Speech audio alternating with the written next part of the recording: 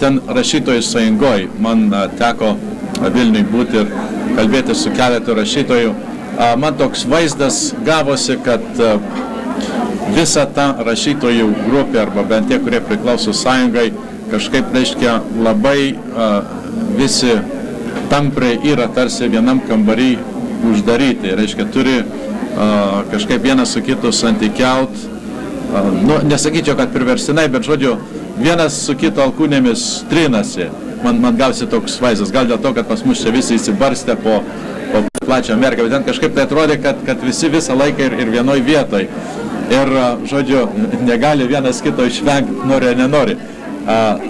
Tai ar pats, reiškia, Vilniui tuo laiku gyvenai, ar Kaune, reiškia, kaip? Aš Vilniui gyvenau, aš baigiau institutą ir persikėliau dirbti inžinieriumi Vilnių. Ir gyvenau Vilniui ir irgi lankydavausi rašytojų sąjungoje, rašytojų gatvėje. Ir gal ten yra pasitrynimas alkūnėmis. Kodėl? Todėl, kad dauguma rašytojų gyvena Vilniui. O Vilnius netoks jau didelis miestas.